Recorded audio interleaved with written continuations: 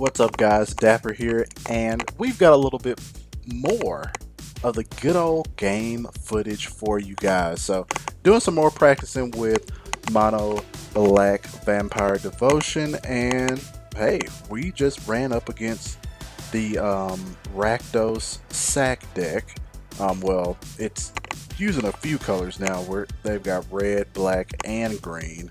So the most annoying deck that I play against in Pioneer for sure. I dislike this deck more than Mono Green, and I dislike this deck more than Angels. But we are prepared in the sideboard, so let's go ahead and show you what the sideboard looks like off the rip here.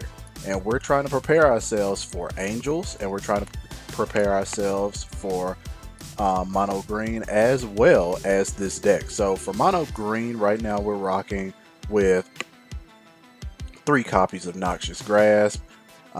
Just trying to beat these people down as much as possible.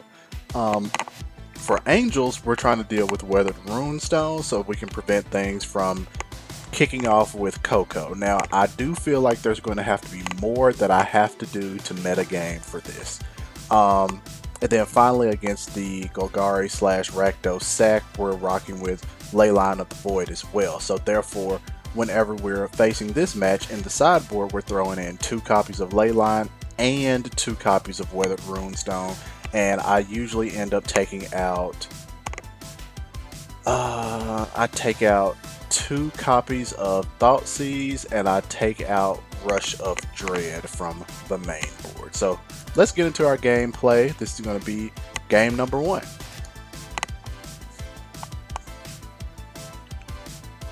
Alright, starting out.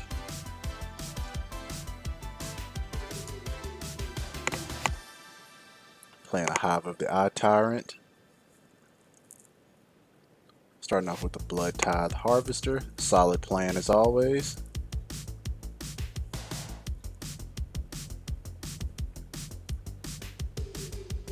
Alright, time to Fatal Push that guy. Of course, that's going to trigger the opponent's Scavenger's Talent. And it gets triggered whenever a creature dies. Okay, trying to play Phyrexian Arena.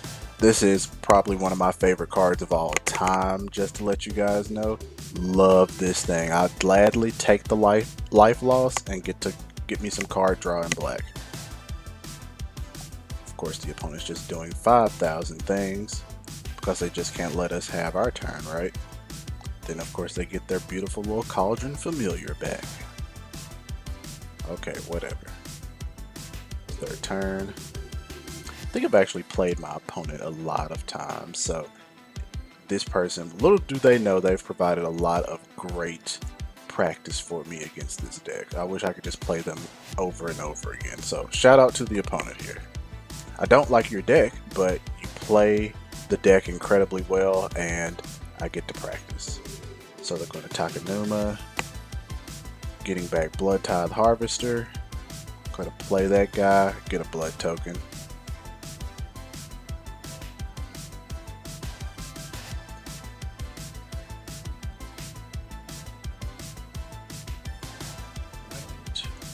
Going to Nykthos, make some mana, get out the big beefy boy. Opponent has 2 cards in hand, so hopefully, okay, screw this crap. So they're about to take over the game. I honestly don't have time for this crap at all. So we let them get game 1 because we know that we're ready to sideboard and get on to game number 2. So let's go to game number 2. Game number 2, folks. We're going to be on the play this time. Ended up mulliganing a Leyline of the Void away, but we only had 1 card in hand, 1 land card in hand, so just wasn't worth keeping. It's not worth the risk. Get out a Death Toucher. Going to Fatal Push it. 2 Scavenger's Talent, so now we're going to have double triggers based off of creatures dying, potentially milling us out and stuff like that, which they will try to do in the long game. Your opponents playing these sacrifice decks will 100% try to mill you out in the long game when their options are slim. So just remember that for your gameplay and kind of like their game plan, which is it's definitely not their main game plan, but when they feel like there's nothing else they can do, they're just going to be like, oh, well, let me mill this guy out. So try to protect yourself against that.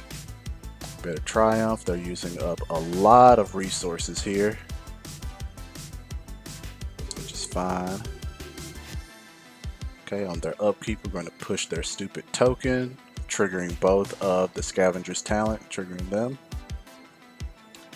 They get Reflection of Kiki Jiki, which is fine. Play another freaking Fable, which is also fine.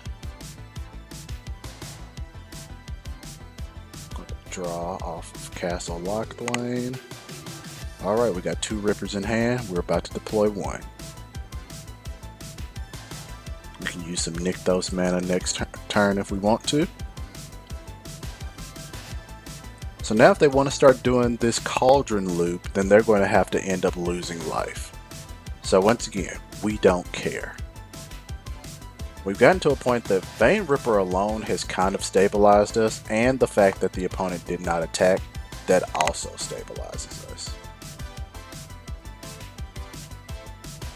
Playing another Ripper. They're trying to stabilize, they're trying to gain some life. Now we've got two of the beefy boys in play.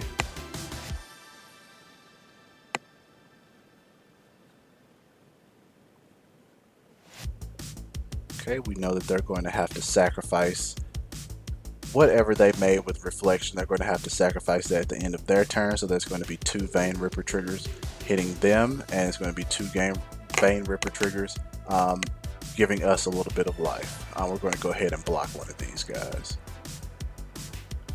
Block one of the goblins. 2 triggers. Gaining 4. They're losing 4.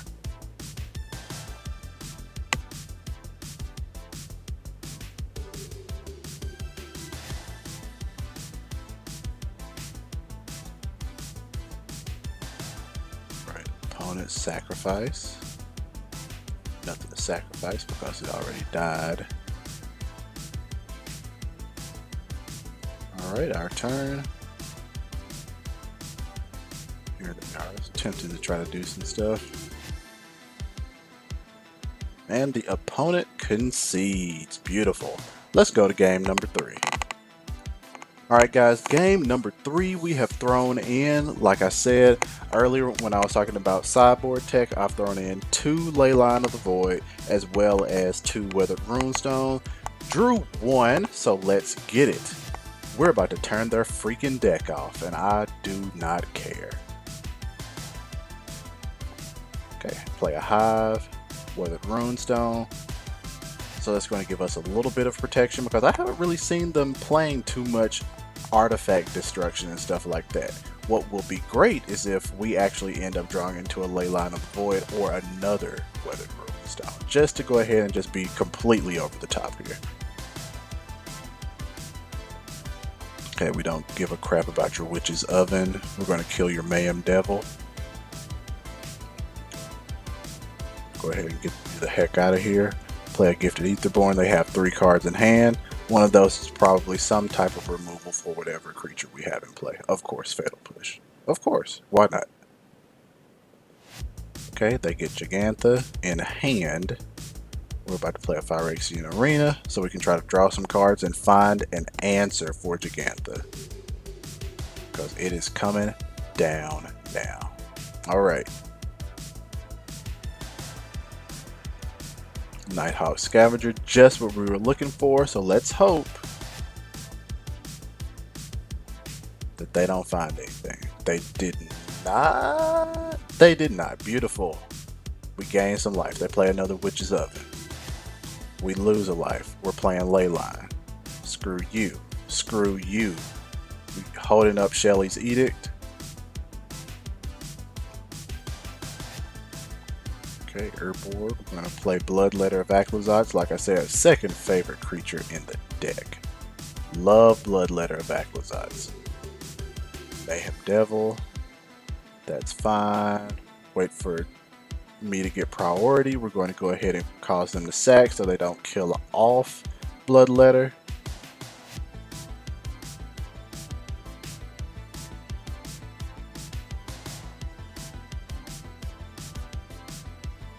They draw 2 cards, and they have Fatal Push because, of course, they have Fatal Push. Draw a card from Arena, draw my other card. 2 Rippers, what the heck do you know? Get on out there, do some business. We don't care what you're doing.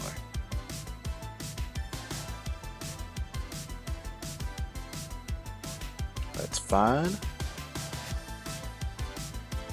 So at this point, our opponent really does not have the best board state, so we're fine with whatever they're trying to do. Cauldron, okay. You're not going to be able to do any shenanigans with Cauldron because you're not going to get the stupid thing back. Lose a life. At this point, we're just about to empty our hand. We're playing another Ripper. Get out a Preacher. Swing 6.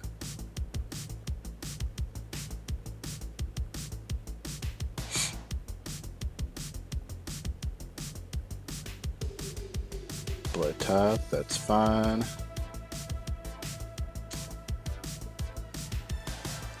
So at this point, you see they're trying to meal me of some cards. Bane Ripper's going to trigger. That's going to take them down to 3, bump me up to 11. And opponent concedes. Absolutely beautiful. Let me show you what we ended up siding out here. Sided out all of the Thought Seizes here. And then sided out our 2. Yeah, oh heck, I sided out all kinds of crap. So took out all the Thought Seizes, put in the Duresses just so I did not have to lose 2 life if I wanted to strip something out of their hand.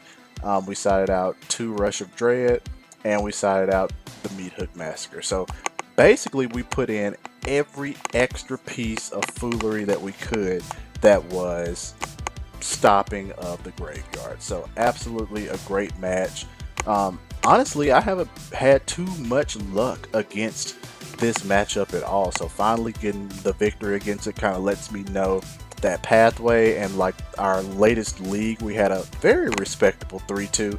Could have been a 4-1, but it was a 3-2, and it was a darn good one. If you haven't checked out that video, please do so. It is on the channel. But Dapper checking out from Vampires MTG, the owner of the Vampires MTG Discord. Go ahead and join if you guys are interested in the gameplay, and yeah, Dapper out.